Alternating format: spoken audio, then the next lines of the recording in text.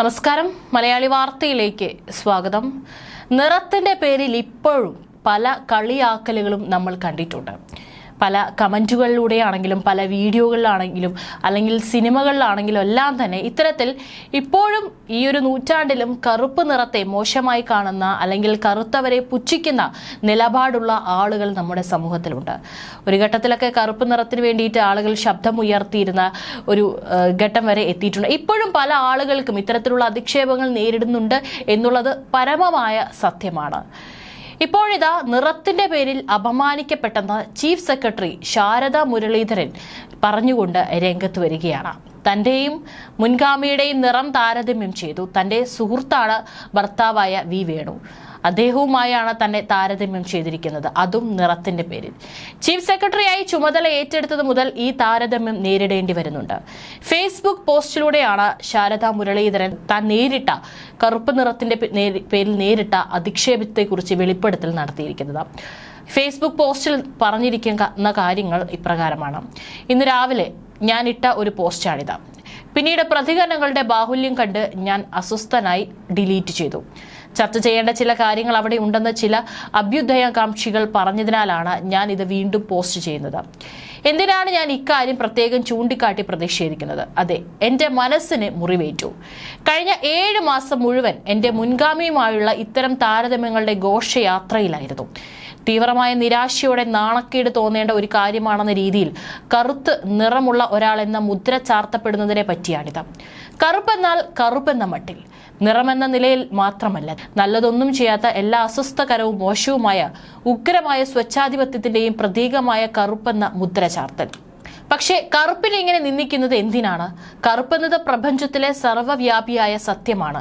എന്തിനേയും ആഗിരണം ചെയ്യാൻ കഴിവുള്ള കറുപ്പ് മനുഷ്യകുലത്തിന് അറിയാവുന്നിടത്തോളം ഏറ്റവും കരുത്തുറ്റ ഊർജത്തിന്റെ തുടിപ്പ്, എല്ലാവർക്കും ചേരുന്ന നിറപ്പൊരുത്തം, ഓഫീസിലേക്കുള്ള ഡ്രസ് കോഡ്, സായാഹ്നവേളയിലെ ഉടയാടയഴക്, കൺമഷിയുടെ കാതൽ, മഴമേഘപ്പൊരുൾ എന്നിങ്ങനെ 4 വയസ്സുള്ളപ്പോൾ ഞാൻ അമ്മയോട് ചോദിച്ചിട്ടുണ്ട്, ഗർഭപാത്രത്തിലേക്ക് എന്നെ തിരിച്ചെടുത്ത് വെളുത്ത നിറമുള്ള കുട്ടിയായി എന്നെ ഒന്നും കൂടെ ജനിപ്പിക്കുമോ എന്ന്. എനിക്ക് നല്ല നിറമൊന്നുമില്ല എന്ന ആഖ്യാനത്തിൽ 50 വർഷത്തിലേറെയായി ഞാൻ ജീവിച്ചു. ആ ആഖ്യാനത്തിൽ സ്വാധീനിക്കപ്പെട്ടും പോയിരുന്നു. കറുപ്പിൽ ഞാൻ കണ്ടെത്താത്ത സൗന്ദര്യം എൻ്റെ മക്കളാണ് കണ്ടെത്തിയത്. കറുപ്പിന്റെ പാരമ്പര്യത്തോട് അവർക്ക് ആരാധനയായിരുന്നു. ഞാൻ കാണാതിരുന്ന ഭംഗി അവരതിൽ കണ്ടെത്തിക്കൊണ്ടേയിരുന്നു. കറുപ്പെന്നാൽ അടിപൊളിയാണെന്ന് അവർ കരുതി. കറുപ്പിന്റെ അഴക് എനിക്കവർ കാട്ടിത്തന്നു എന്ന് പറഞ്ഞുകൊണ്ടാണ് പോസ്റ്റ് പങ്കുവച്ചിരിക്കുന്നത്. ഇതിൽ ഏത് സാഹചര്യത്തിലാണ് അല്ലെങ്കിൽ പ്രത്യേകം താൻ ഇത്തരത്തിൽ കറുപ്പ് നിറത്തിന്റെ പേരിൽ അധിക്ഷേപം നേരിട്ട സാഹചര്യത്തെക്കുറിച്ചൊന്നും ചീഫ് സെക്രട്ടറി ആയിട്ടുള്ള ശാരദ മുരളീധരൻ എടുത്തു പറഞ്ഞിട്ടില്ല. പക്ഷേ കഴിഞ്ഞ 50 വർഷത്തോളം കാലം താൻ പലയിടങ്ങളിൽ നിന്നായി അനുഭവിക്കുന്ന കറുപ്പ് നിറത്തോടുള്ള അല്ലെങ്കിൽ തന്റെ നിറം കറുപ്പായതിനോടുള്ള ആളുകളുടെ പുച്ഛത്തെക്കുറിച്ചാണ് അവർ ഈ വരികളിൽ പറഞ്ഞിരിക്കുന്നത്.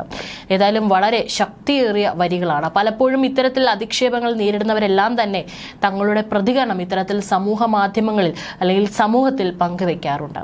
ഇപ്പോൾ മുഖ്യമന്ത്രിയുടെ ചീഫ് സെക്രട്ടറി ആയിട്ടുള്ള ശാരദ മുരളീധരൻ തന്നെയാണ് തന്റെ ഭർത്താവുമായി പോലും ഇത്തരത്തിൽ താരതമ്യം ചെയ്തുകൊണ്ട് താനടക്കം ഇത്തരത്തിൽ നേരിട്ടിട്ടുണ്ട് ഈ ഒരു കറുപ്പ് നിറത്തോടുള്ള അധിക്ഷേപം എന്ന് പറഞ്ഞുകൊണ്ട് രംഗത്ത് വരുന്നത്.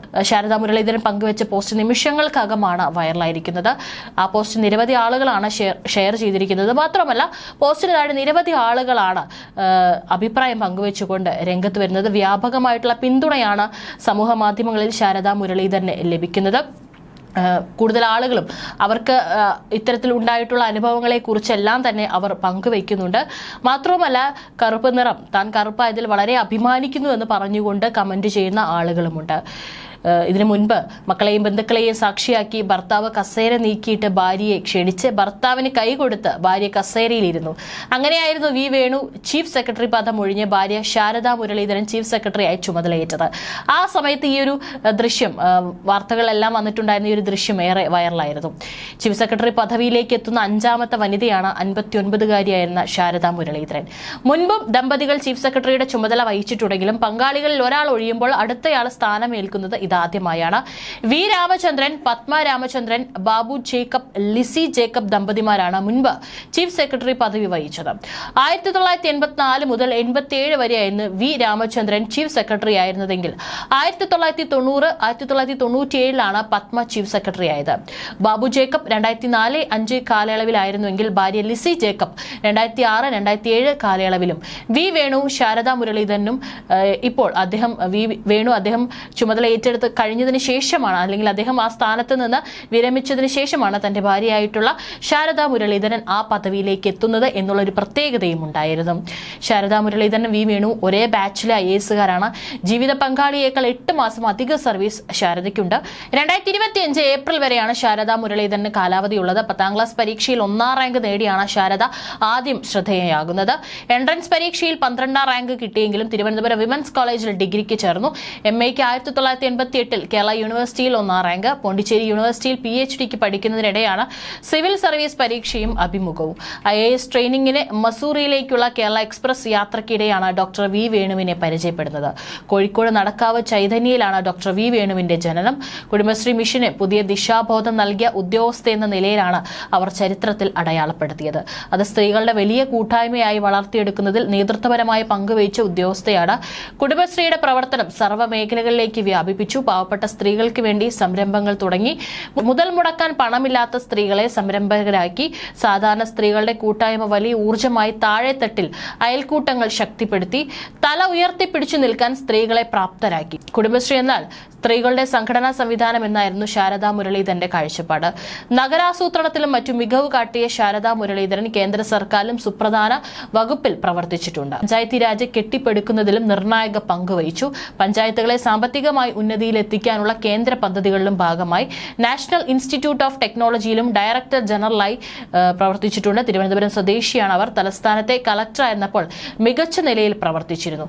പിന്നോക്കക്ഷേമ വകുപ്പിലും കോളേജ് എഡ്യൂക്കേഷൻ വകുപ്പിലും ജോലി ചെയ്തിട്ടുണ്ട്.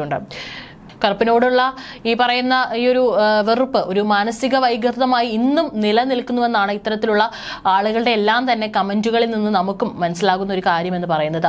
നിറത്തിന്റെ പേരിൽ മനുഷ്യനെ വേർതിരിച്ച് കാണുന്ന രീതി കേവലം 50 വർഷങ്ങൾക്ക് മുമ്പ് ആഫ്രിക്കയിൽ തുടങ്ങിയതല്ല, മറിച്ച് മനുഷ്യ ചരിത്രത്തിന്റെ ഏടുകൾ ചികഞ്ഞു നോക്കിയാൽ അതിലെല്ലാം ഈ ദുഷിച്ച ചിന്തയുടെ ദുർഗന്ധം നമുക്ക് അറിയാൻ പറ്റും. ലഭ്യമായ പുരാതന ചരിത്രങ്ങളിലെല്ലാം വർണ്ണവിവേചനത്തിന്റെ വേരുകൾ കാണാം. അമേരിക്കയിൽ ഇന്നും കറുത്തവർക്കും വെളുത്തവർക്കും ഇടയിൽ അപ്രഖ്യാപിത വിവേചനങ്ങൾ നിലവിലുണ്ട്. ജോലിയുടെ കാര്യത്തിൽ ഉയർന്ന തസ്തികകളിൽ നിന്നും കറുത്തവൻ തഴയപ്പെടുന്നുണ്ട്. ശമ്പളത്തിന്റെ കാര്യത്തിൽ കറുത്തവരോട് വിവേചനം കാണിക്കുന്നുവെന്ന കണക്കുകൾ സൂചിപ്പിക്കുന്നുണ്ട്. ദാരിദ്ര്യവും തൊഴിലില്ലായ്മയും വിദ്യാഭ്യാസക്കുറവും ഒക്കെ കൂടുതലുള്ളത് കറുത്ത വർഗ്ഗക്കാർക്കാണ്.